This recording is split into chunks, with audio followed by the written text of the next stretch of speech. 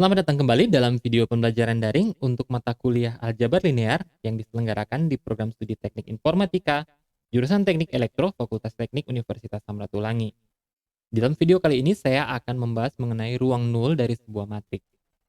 Nah, ada dua bagian yang akan kita bahas. Pertama adalah definisi, yang kedua adalah cara atau bagaimana kita menemukan ruang nul dari sebuah matriks. Seperti biasa, materi ini saya adaptasi dari buku Elementary Linear Algebra karya Ron Larson. Nah, mari kita lihat definisi dari ruang nul. Apabila terdapat sebuah matriks dengan ukuran M kali N, maka himpunan penyelesaian dari sistem persamaan linear A kali vektor X dan menghasilkan matriks nol, ini merupakan sebuah subruang dari Rn yang disebut sebagai ruang nul atau null space dari A. Ini dituliskan sebagai NA. Ya. Nah, dengan demikian NA ini merupakan sebuah himpunan dari semua vektor X pada Rn di mana A dikali X itu akan sama dengan 0. Nah, dimensi dari null space A ini disebut sebagai nullity dari A. Oke, ini adalah bentuk persamaan yang tadi, A kali vektor X sama dengan vektor 0, ya. Dan A itu merupakan sebuah matriks dengan ukuran M kali N, sehingga otomatis X juga merupakan sebuah matriks atau kita katakan sebuah vektor dengan N elemen atau N komponen. Nah, maka himpunan penyelesaiannya itu merupakan subhimpunan pada Rn.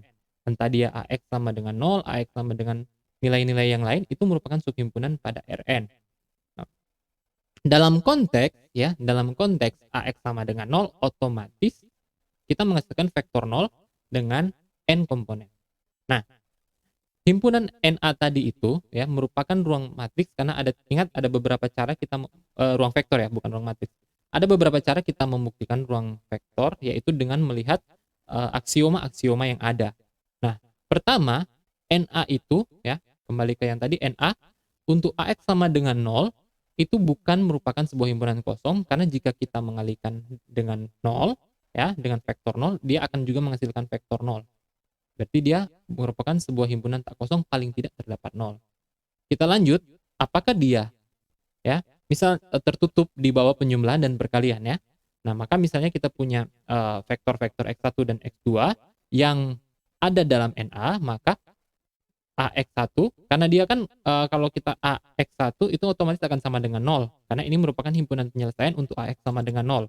Nah, maka AX1 sama dengan 0, AX2 sama dengan 0, dan skalar C itu adalah bilangan real, sehingga jika kita lakukan operasi penjumlahan, maka kita mendapatkan hasilnya juga 0, otomatis terdapat di dalam himpunan tersebut. Dengan demikian, himpunan ini kita katakan sebagai himpunan yang tertutup di bawah penjumlahan vektor. Demikian juga pada perkalian dengan skalar C, kita melihat dia menghasilkan 0, sehingga memenuhi syarat himpunannya yang tadi. Dengan demikian, himpunan ini juga tertutup di bawah perkalian dengan skalar. Sehingga ini memenuhi syarat-syarat dari sebuah ruang vektor.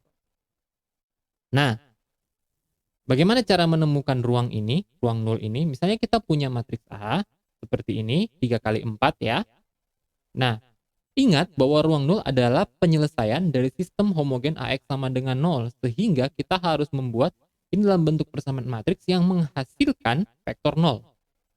Nah, dalam bentuk augmented, dan ini kita ya seperti biasa ya, kita lakukan operasi eliminasi Gauss untuk menemukan epsilon baris tereduksi ya, dan kita dapatkan hasil seperti ini.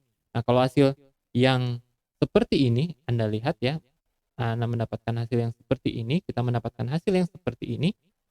Otomatis kalau kita kembalikan ke bentuk persamaan, kita akan menggunakan bentuk parametrik nantinya. Nah, jadi dia jadi sistem persamaan linear seperti ini.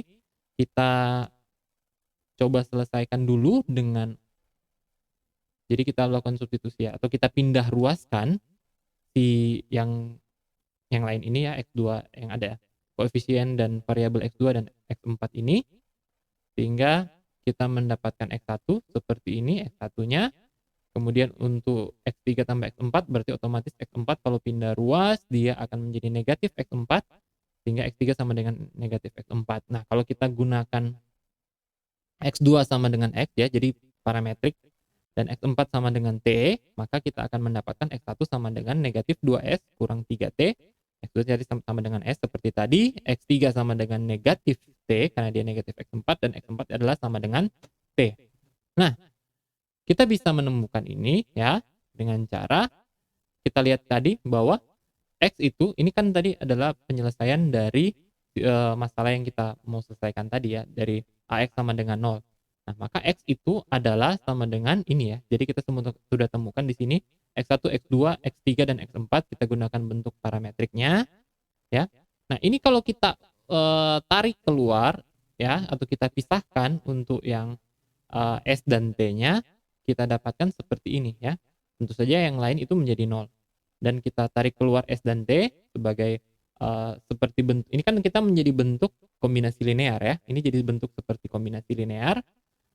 Nah, jadi S kali vektor ini dan T kali vektor ini. Nah, karena ini adalah bentuk kombinasi linear, maka S dan T ini merupakan bilangan real. Nah, dengan demikian kalau kita sebut dua vektor ini merupakan elemen atau komponen ya, elemen atau komponen dari himpunan S ini, ya himpunan S ini, maka kita katakan bahwa S ini merupakan basis untuk ruang nul dari A ini ya. Di mana A ini ekuivalen baris dengan matriks yang ini ya. Nah, ini saya sudah tandai karena kita akan melanjutkan atau menghubungkan pembahasan ini. Jadi kita sudah lihat bahwa dimensinya atau nullity-nya di sini ada dua vektor untuk S, sehingga dimensinya atau nullity dari A adalah sama dengan 2. Nah, di sini kita sudah lihat yang ada satu utama pada eselon baris reduksinya ada 2, berarti kan ini menunjukkan ruang kolomnya, basis ruang kolomnya itu berdimensi 2 atau rank dari matriks A itu adalah 2. Dengan demikian, kita juga bisa melihat di sini hubungan bahwa jumlah kolom dari matriks ini adalah sama dengan rank ditambah dengan nullity. Jadi di sini kita lihat dia A itu ya punya 4 kolom karena kita lihat ada dimensi ruang kolomnya adalah 2 atau otomatis ranknya adalah 2 dan nullity atau dimensi dari ruang nulnya juga 2. Jadi 2 tambah 2 itu sama dengan 4 sesuai dengan jumlah kolom pada matriks ini. Ya, sampai di sini untuk materi saya kali ini, video saya kali ini saya semoga bermanfaat untuk Anda dan sampai jumpa di video saya yang selanjutnya. Terima kasih.